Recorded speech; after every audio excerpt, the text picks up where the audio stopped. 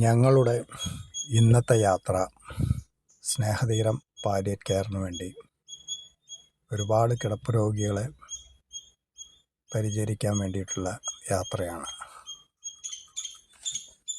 ഓരോ വീടുകളിൽ ചെല്ലുമ്പോഴും ആ വീടിൻ്റെ അവസ്ഥയും അവിടുത്തെ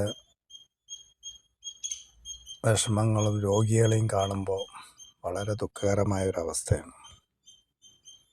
അവർക്ക് വേണ്ട പരിചരണങ്ങൾ കൊടുക്കുക, മരുന്നുകൾ കൊടുക്കുക,